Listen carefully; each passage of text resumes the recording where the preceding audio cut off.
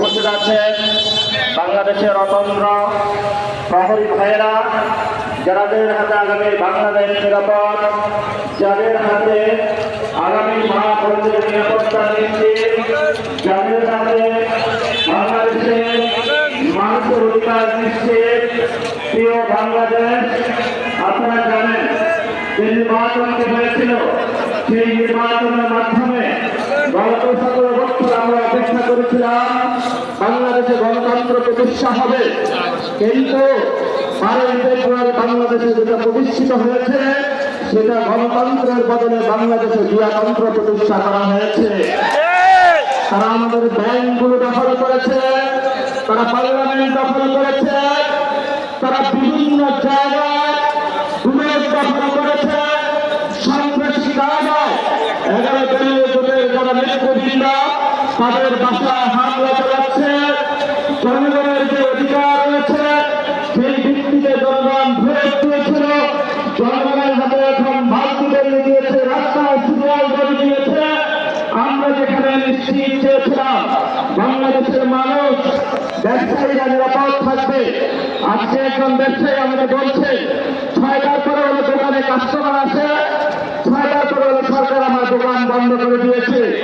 Petrol পাম্পের সামনে গিয়েছি, একজন পাঠাল চালক আমাকে বলছেন আগে বাইক চালিয়ে গেল টাকা ইনকাম করে আমার সেই গ্রামের বাচ্চাকে পাঠিয়ে থাকি, সারাদিন সিরিয়াল ধরে থাকি, যখন পেট্রোল পাম্পের সামনে যায় বলা হয় যে তেল নাই, আবার সন্ধ্যায় সিরিয়াল ধরি, আবার বলে তেল নাই। তাহলে আমি সংসারটা চালানো কিভাবে?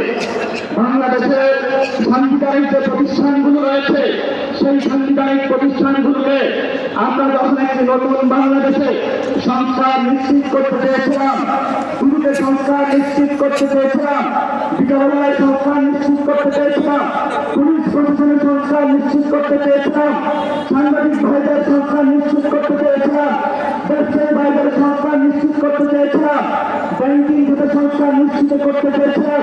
সেখানে হলো মাননীয় প্রধানমন্ত্রী তার চিরচরিত অভ্যাস সভাপতিদের ভাই ভাইদেরকে নিয়ে এসেছে, কাউকে দিদিকে বসিয়েছে, কাউকে বাংলাদেশ ব্যাংকে বসিয়েছে, কাউকে বিচারালয়ে বসিয়েছে, কাউকে হলো পুলিশ প্রশাসনে বসিয়েছে, কাউকে হলো পার্লামেন্টে নিজের মুখ বন্ধ করে তাকে হলো তার গ্রিন কার্ড দিয়ে বলেছে তুমি যা ইচ্ছা বাংলাদেশের মানুষের সাথে গাদ্দারি করতে পারো, তোমাকে আমি গ্রিন কার্ড দিয়ে দিলাম। এই যদি জিয়াউর রহমানের সন্তানের ভবিষ্যৎ, এই সন্তানের ভবিষ্যতের সাথে বাংলাদেশের ভবিষ্যৎ যাবে না, যাবে না, যাবে না।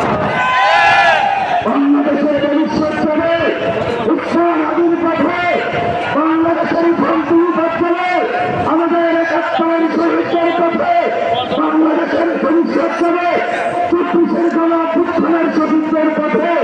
যদি এই পথে গোটা হয়ে যায় আমরা তাদেরকে প্রতিরোধ করতে প্রস্তুত হবে ইনশাআল্লাহ। আমরা সেই দিন সামনে দাঁড়িয়েছিলাম, সরকারকে আলটিমেট দিয়েছিল, আমরা কালকে গৌরবাজার যাচ্ছি, এরপর 3 পয়েন্টে যাচ্ছি, এরপর 3 গণভবন যাচ্ছি। সরকার ধন্যবাদ করে নাই, আজকে আমরা পল্টন মনে দাঁড়িয়েছি। আপনাদের যারা সমস্যার কথা ইলেকশনের পরে আমাদের এলাকায় প্রথম প্রোগ্রাম বাইতুল মোকাররমে হয়েছিল, আজকে আমরা আরেকটু এগিয়ে এসে প্রোগ্রাম করেছি।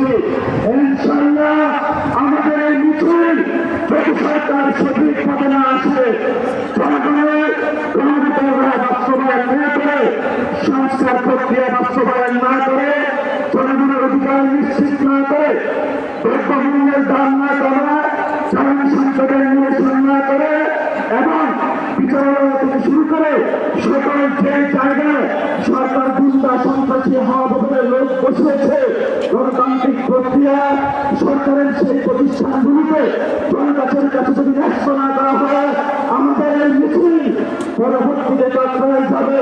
এক এক করে সরকার যে পরিকল্পনা করছে বাংকার বানানোর জন্য, আমরা সেই বাংকারে গিয়ে বসতে বলবো বাংলাদেশ স্বাধীন, সেই স্বাধীনতার আওয়াজ দিয়ে আমাদের এই মিছিল চলবে। আগামী এই সংগ্রাম চলবে। আপনারা দেখেছেন পার্লামেন্টে আমরা যেমন ডিসিপ্লিন, রাজপথের ডিসিপ্লিন, সরকারের প্রশাসনের বাইরে বলবো আমরা একটা ডিসিপ্লিন জায়গায় আছি, ভবিষ্যতেও থাকবো। অতীতে সেই ধরনের জনহয়রানিমূলক প্রোগ্রামগুলোকে কোনো কর্মসূচি আপনারা বাস্তবায়ন করেছেন, সেইভাবে যদি কোনো কিছু করা হয় আপনাদের সাথেও আমাদের দুর্ঘটনা হবে ইনশাআল্লাহ। আপনারা আমাদের ভাই যারা মিডিয়া করে আছেন, আমরা জানি আপনাদের যারা মালিকবৃন্দ রয়েছেন অনেক জায়গায় গিয়ে তারা তাদের আত্মসমর্পণ করেছেন, কিন্তু যারা সাংবাদিক বাইরে যারা আপনারা আজকে ক্যামেরা ধরে আছেন, যারা রিপোর্টিং করছেন, যারা স্টাফ রিপোর্টার আছেন, যারা বিভিন্ন নিউজে এক্সিকিউটিভ পদে আছেন, আপনারা কিন্তু তার কাছে মাথা বিক্রি করেন না, এটা আমরা জানি। আপনারা শহীদদের পথে আছেন, আপনারা আপনাদের পথে আছেন, আপনাদের লড়াই থাকবে। সচিবালয়ে যারা আছেন আপনারা রাজপথে যে মানুষগুলো যুদ্ধ অবতীর্ণ হয়েছে এবার তাদের সাথে থাকবেন। সাথে সাথে সেই ব্যবসায়ীরা দুঃখার অফিসে ফিরিয়ে রয়েছেন, এখন আমাদের কাছে কান্না করছেন। কান্না কখনই আমরা শুনবো যেদিন আপনারা দুঃখার অফিসের আইন বন্ধ করে জনগণের কাছে আসবেন, সবাই আমরা আপনাদের ওই দিন কথা শুনবো। তারেক রহমানের কাছে আপনারা বর্গা দিয়েছেন, সকল প্রোডাক্ট কিন্তু তারেক রহমান কিনতে পারবে না। যদি কনজিউমার বলেন, কনজিউমার কিন্তু আমরা। যদি ভবিষ্যৎ আপনাদের নিরাপত্তা নিশ্চিত করতে হয়, নিরাপত্তা নিশ্চিত কিন্তু আমরাই করব। ভবিষ্যৎ বাংলাদেশের জাতীয় সংগ্রাম, মুক্তির সংগ্রাম, গণতন্ত্রের সংগ্রাম, জিয়াতন্ত্র থেকে মুক্তির যে সংগ্রাম, জিয়াবাহিনীকে বাংলাদেশ থেকে বাংলাদেশের মানুষকে জিয়াবাহিনী থেকে উদ্ধারের জন্য যে সংগ্রাম, সেই সংগ্রামে সবাই ঐক্যবদ্ধ হবেন, রাজপথে থাকবেন, লড়াই চলবে।